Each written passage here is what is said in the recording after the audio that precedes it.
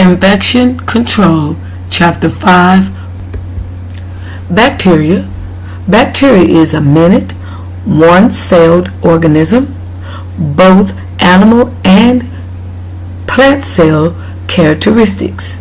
They can exist almost anywhere. There are 1,500 rod-shaped bacteria that can fit on a pinhead.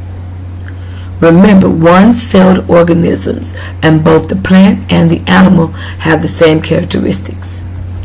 This particular chart, which displays the terms related to diseases and the types of bacteria, is on page 78 in your book.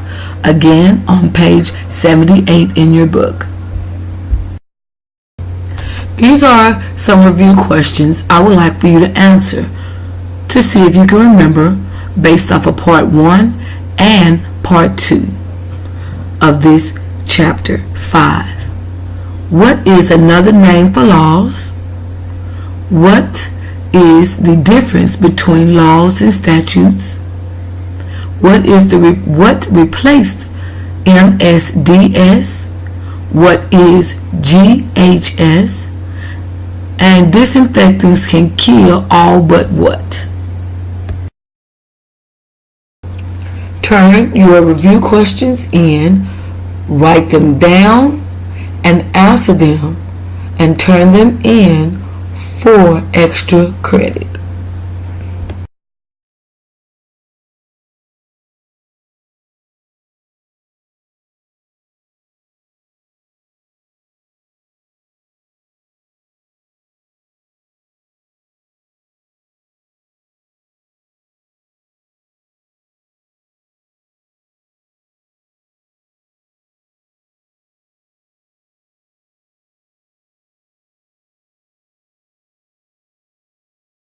Types of bacteria, page 74. There are two types of bacteria: non-pathogenic, which are helpful, or harmless, meaning that they will not hurt us as humans. Pathogenic, harmful, and disease-producing. Classifications of pathogenic bacteria. Cocci is your round, singularly, or in groups. Again, cocci or round, singly or in groups. You have streptococci. Your streptococci is in clusters like grape. Remember, think clusters like grapes.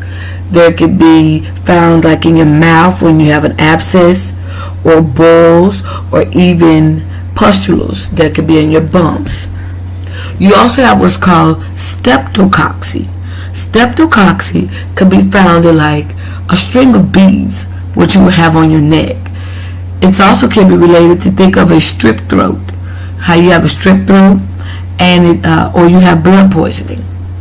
So you have your string of pearls, which is streptococci, and then you have streptococci, which is clusters in grapes, and then cocci, that is in groups that can be found singly, which they're around.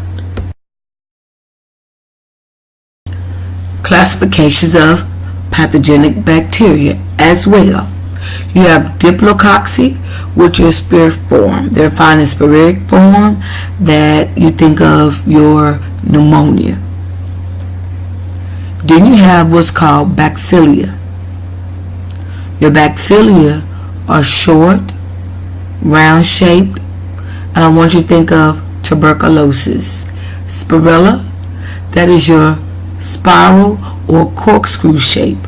You think of Lyme disease. So again, you have diplococci, which is your spiric form, that's pneumonia. Your bacteria, which is rod-shaped and short, which is tuberculosis. Your spiral or your corkscrew shape and Lyme disease is your spirilla.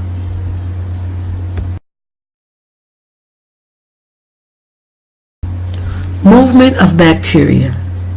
Different bacteria move in different ways. Motility is the term used to describe self-movement.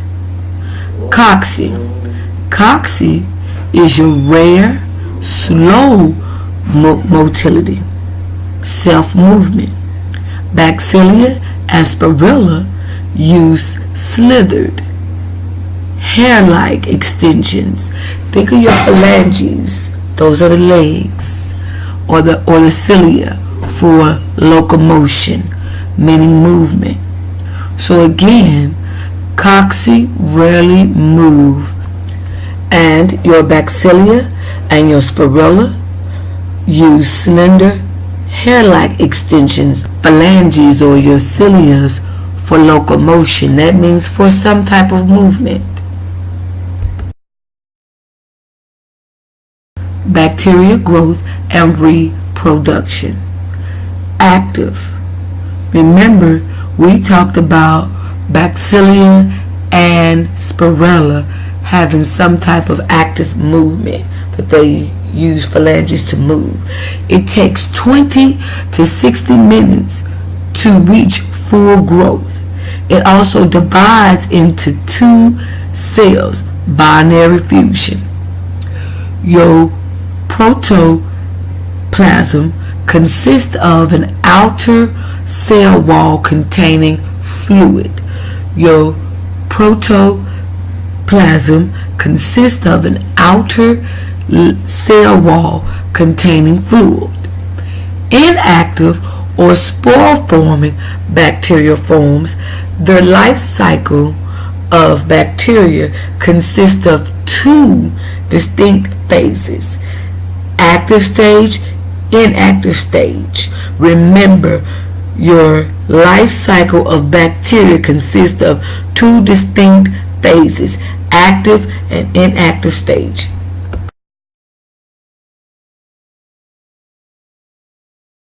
Bacterial infections. Infections occur when body tissues are invaded by diseases causing or pathogenic bacteria. Inflammation. Inflammation is the condition in which the body reacts to injuries, irritations, or infections. And inflammation is characterized by redness, heat, pain, swelling. So in order to tell if something is inflamed, you can always tell by the redness. Feel it, see if it has fever, is it hot, is it pain, or has it swollen or any. Then you have pus. Pus is the presence of a sign of infection. So when you see pus, there may not be heat, but the redness or the pus can help show the infection or even the swelling. Pus is a fluid byproduct of the infectious process. It contains white blood cells, dead cells, and bacteria.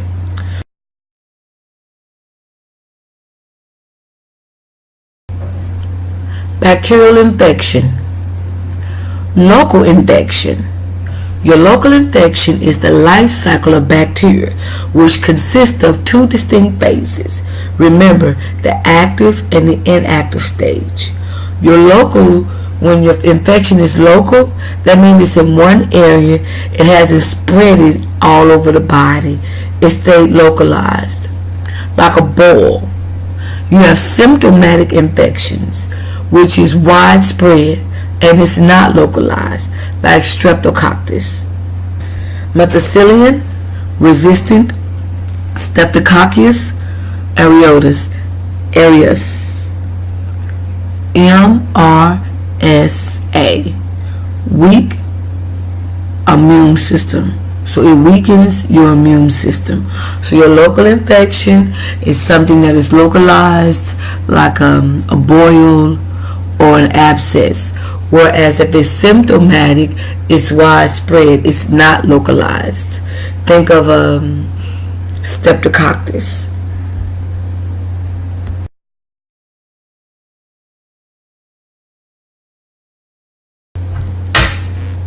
Contagious or communicable disease. Diseases that are spreaded from one person to another by direct or indirect contact, such as coughing, sneezing, unclean hands, uncleaned implements, open sores, common drinking cups, common towels, and so on and so on. Common contagious diseases preventing cosmetologists from working are tuberculosis, colds, wingworms, scabies, head lice, and virus infections.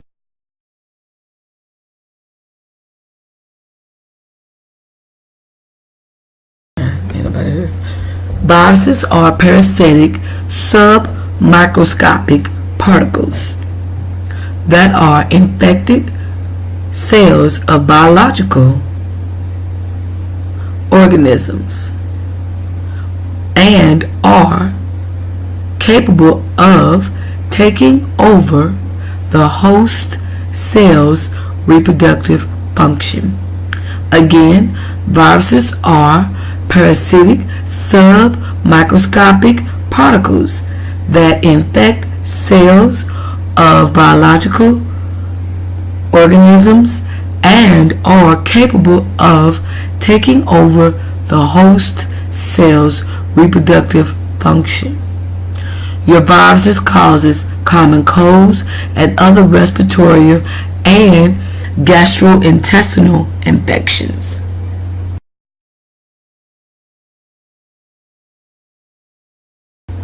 This is not in your book. Biofilms are colonies of microorganisms that adhere to environmental surfaces as well as human bodies. Bloodborne pathogens. Bloodborne pathogens. Diseases causing microorganisms that are carried in the blood. Disease-causing organisms that are carried in the body by blood or bodily fluids, such as hepatitis and HIV. The spread of bloodborne pathogens is possible through the following: hair cutting, chemical burns, shaving, nipping, clipping, broken skin. Again, bloodborne pathogens are diseases causing microorganisms that are carried in the body by blood or body fluids, such as hepatitis and HIV. Disease causing microorganisms that are carried in the body by blood or body fluids, such as hepatitis and HIV, are blood-borne pathogens.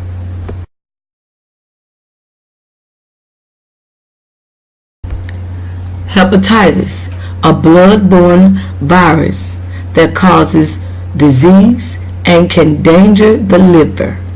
Again, hepatitis is a blood-borne virus that causes diseases and can damage the liver. There are 3 types of hepatitis that are concerned in the salon: hepatitis A, hepatitis B, and hepatitis C. Human immunodeficiency virus, which is also known as HIV, which is the virus that causes acquired immune deficiency syndrome.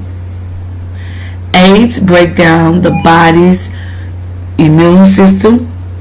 HIV is spread from person to person through blood, unless often through other body fluids. Again, HIV is human immunodeficiency virus. Again, human immunodeficiency virus is the virus that causes acquired immune deficiency syndrome, which is also known as AIDS. It breaks down the body immune system. It spreads from person to person through blood and less than often through other body fluids. It also is spread through mainly the needle sharing and intravenous drug users or unprotected sex. HIV/AIDS.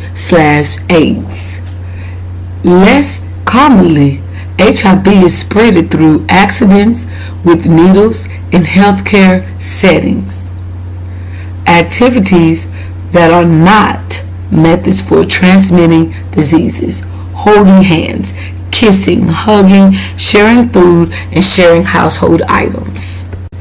Again, are not ways to transmit HIV or AIDS. Fungi, single-celled organisms that grow in irregular masses that include molds, mildews, and yeast. They can produce contagious diseases such as wingworm. Mildew affects plants but not humans. Again, fungi are single-celled organisms that grow in irregular masses that include molds, mildews, and yeast. They can produce contagious diseases such as wingworm. Mildew affects plants but not humans. Tetanus, superficial fungal infection caused by a variety of dermatophytes that commonly affects the skin, primarily limited to the bared areas of the face, neck, and around the scalp area. Tetanus, that's your fungal infection of the scalp. I capitalize the word cap to make you think of the head, the scalp area, which will give you an idea we're talking about the head, which is characterized by red papules or spots at the opening of the hair follicles. Next, you have tetanus. Your tetanus is the wingworm fungus of the foot. Well, when you think of a pedicure, pede meaning foot, pedi meaning foot. So, tetanus capitis is your head. The follicles are irritated with red spots, and then you have the pedis, which is your wingworm fungus on the foot.